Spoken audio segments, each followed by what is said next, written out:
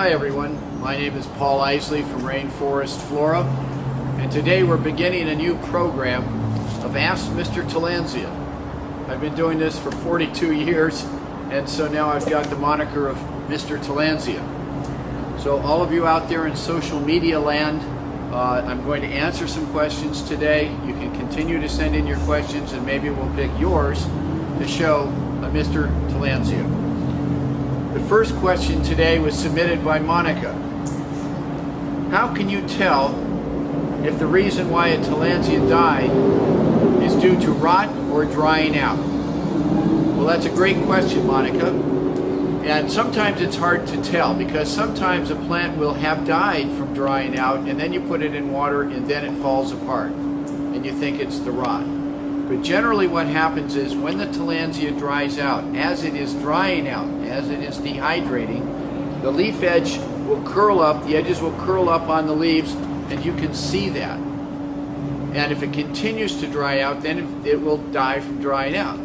However, if you take it and you put it underwater overnight, preferably bottled drinking water or filtered sink water, you put it underwater overnight, it will rehydrate. It will have enough time and enough water available to be able to completely rehydrate.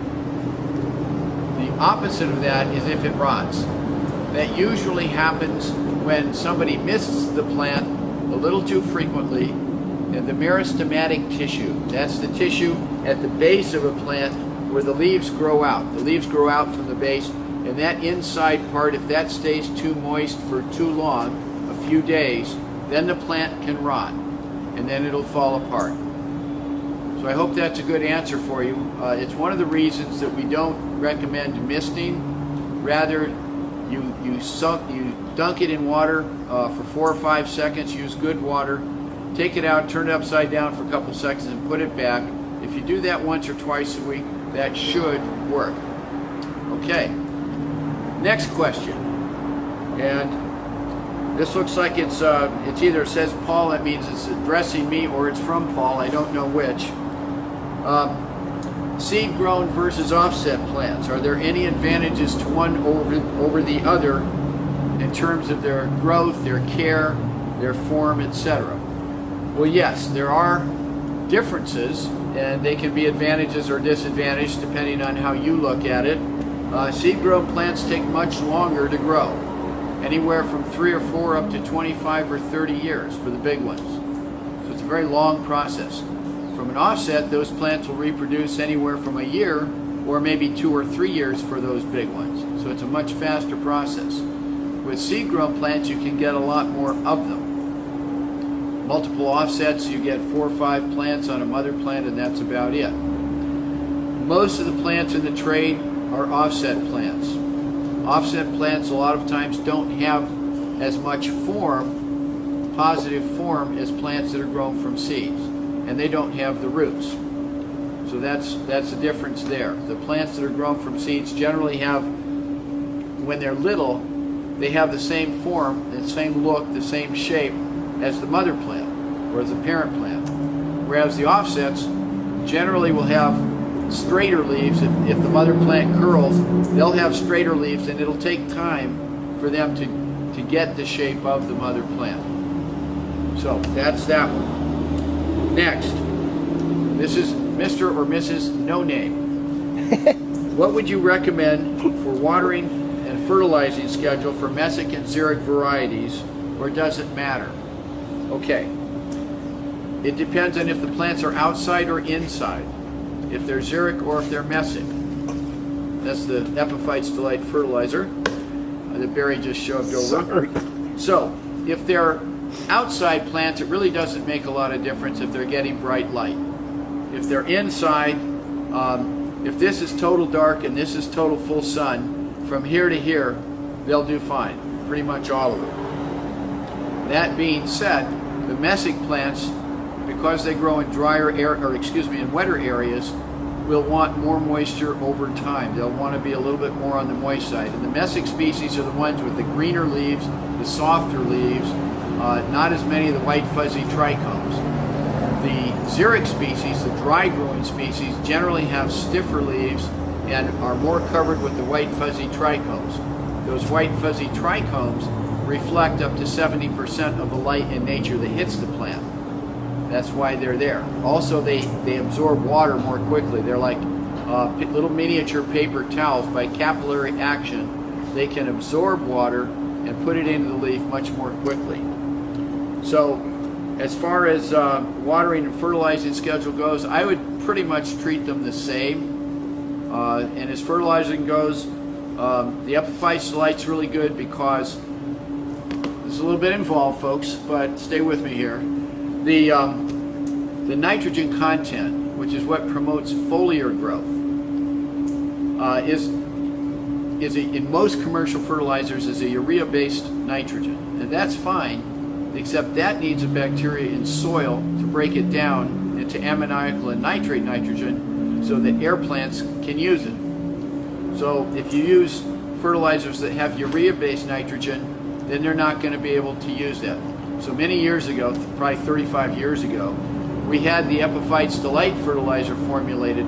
It does have the ammoniacal and nitrate nitrogen. It does not have the urea nitrogen. It works well on all plants, but it's immediately accessible to plants, and it is usable by the air plants. So that's on the fertilizer side of it.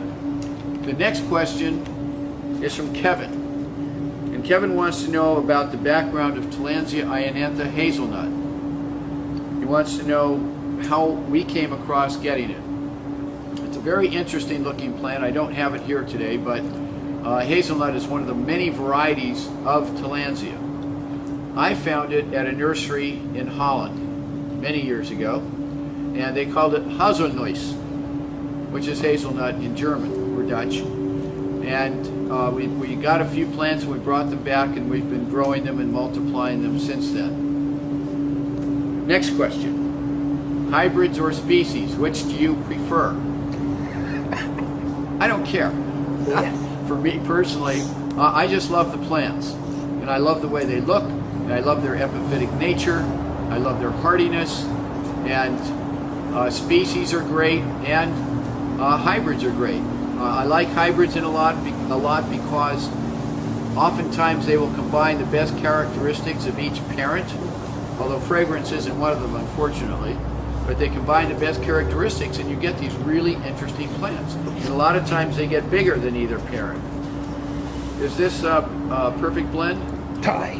Oh, this is Ty. Ty. Okay, that's my nickname. I'm sorry to interrupt, Paul. This is one of my favorite plants, Yeah, named after you. It's one of the greatest hybrids ever. Yeah, this is Alerciana and bulbosa. And so you can see Alerciana has very fuzzy leaves and rather straight leaves. And bulbosa has wavy leaves, and it's greener. So you can see that the leaves on this one are wavy, and it's in between being fuzzy and more white and being a bright green. And this is about half size of a mature plant. So Tillandsia Thai, and you can see all the roots. This is an advantage of seed-grown plants. If you have yellow on your roots, they're alive and growing. And if they're just completely brown, they're dead. You can cut the roots off if you like. It doesn't make any difference. But if they're on a substrate and you're growing it and it grows roots on there, that's considered very cool, very sweet. Okay. So what is the best watering method? We kind of covered that. This is from the copper fern. Misting or soaking for how long and how often, and do certain varieties prefer different methods.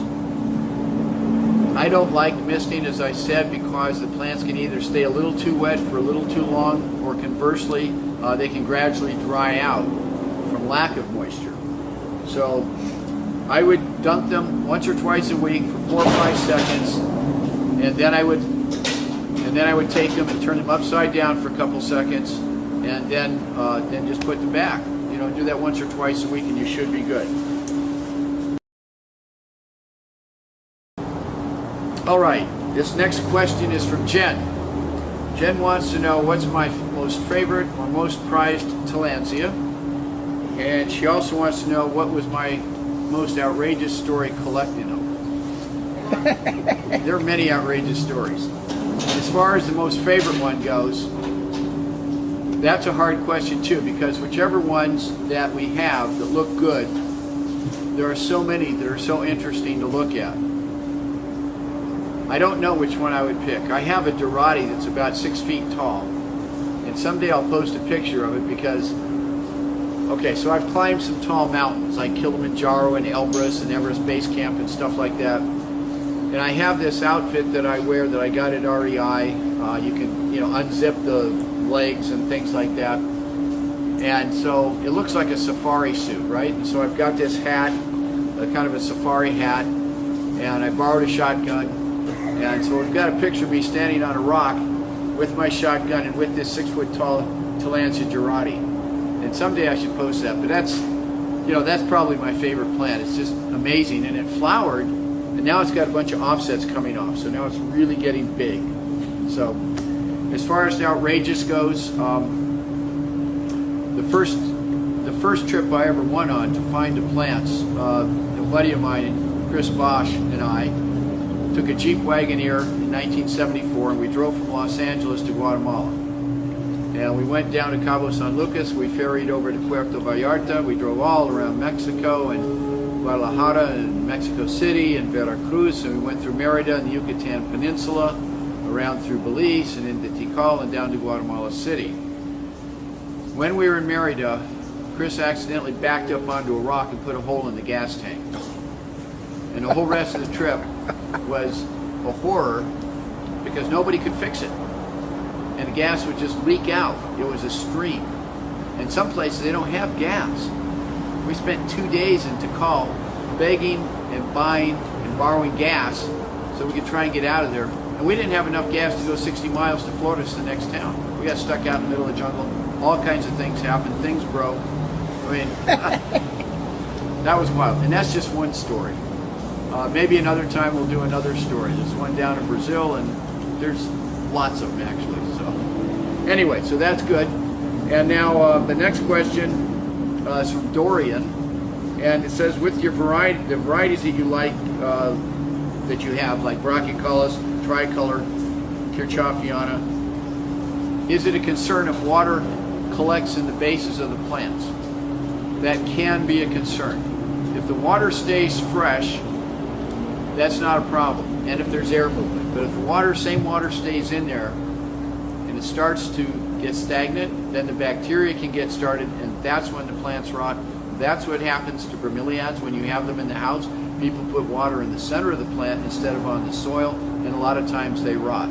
So what you want to do is, for bromeliads, is put the water on the soil, not in the cup, and use good water. Use bottled drinking water or filtered water from the sink. A lot of places have high alkaline tap water, and you don't want to use that if you don't have to. So, if you soak your plant overnight, if it dries out, if you dunk it underwater for a few seconds once or twice a week, you should be good. If you have a lot of AC, if your heat is on, the air is really dry, you live in Colorado for instance, try and have some water around the plants if you have them inside, so that water evaporates, and that helps to create some humidity and cut the edge off the dryness of the air. And that's, I'm looking to see. One last question about identification. Yes, you have a question? Oh, the last question was from Omniphilo. Hi, Omniphilo. You have a picture of a Tillandsia, and nobody's going to be able to see this. No, go ahead and hold it up. But if you see it, it's chopped off too. I don't know. Hold it level. No, don't worry about it. Don't worry about chopping. Like that. Anyway. Well, hold still, hold still. It looks kind of like that. Okay. That's Tillandsia elizabethae, which is a relatively rare species from Mexico, from northern Mexico, from the Guaymas Desert area. It's a very tough plant, and it, like I said, it's not common at all. It's pretty rare. So congratulations on having that one, and good growing with it. I'm sorry to interrupt. Where do we ask you these questions, Paul? We ask these questions on Ask Mr. Tillandsia on the social media, especially Facebook and Instagram. And if you've got your questions, send them in. We're just getting started with this. We'll see where the program goes. And, have a great time growing the plants. They're really easy. Just give them light, water periodically, and you should be good.